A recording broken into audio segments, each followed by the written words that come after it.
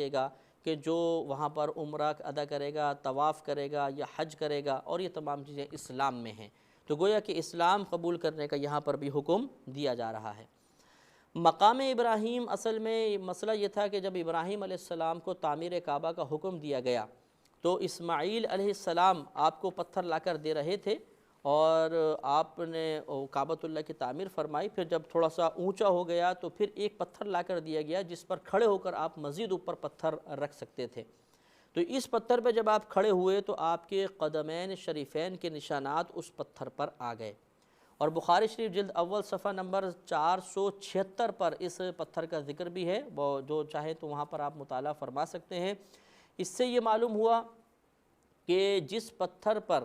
انبیاء علیہ السلام کے قدم لگ جائیں یا اس کو قدموں سے بھی نسبت ہو جائے تو وہ متبرک ہو جاتا ہے، اور حصول برکت کے لیے اس سے کوئی عمل کرنا یہ ناجائز نہیں ہے، کیونکہ اللہ تعالیٰ نے خود اس مقام کو جائے نماز بنانے کا حکم دیا جس پر ابراہیم علیہ السلام کے قدم لگے تھے۔ اس سے یہ ثبوت حاصل ہوا کہ بزرگوں کے تبرکات سے اکتساب کرنے میں شرعاً کوئی حرج نہیں ہے، بلکہ یہ اللہ تعالیٰ کے حکم کی ایک پیروی ہے۔ اور اس سے یہ بھی معلوم ہوا کہ جب ابراہیم علیہ السلام کے قدم جس مقام پر لگے وہ اتنا متبرک ہو گیا کہ قیامت تک کے لیے اس سے اکتساب فیض کا حکم ہوا، اور باقاعدہ اس پر نماز پڑھنے کا حکم ہوا، تو خود پھر انبیاء علیہ السلام کی ذات اقدس کتنی محترم ہوں گی، ان سے اکتساب فیض کی کوشش کرنا، ان سے برکات حاصل کرنے کے لیے عمل اختیار کرنا کس قدر مناسب اور افضل اور اعلیٰ ہوگا۔ لہٰذا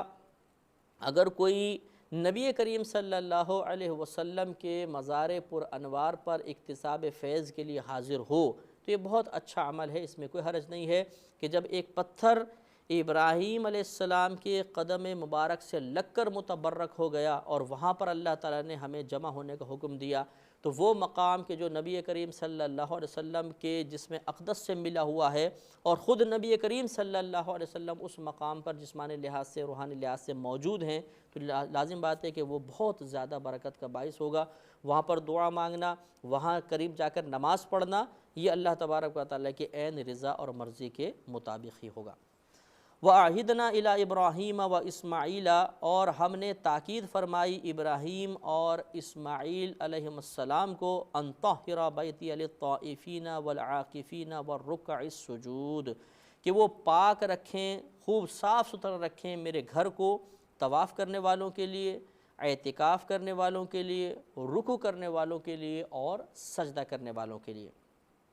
تو یہ اللہ تعالیٰ نے اپنے ان دو مقرب بندوں کو حکم ارشاد فرمایا کہ اس مقام پر جو طواف کرنے کے لیے آئیں،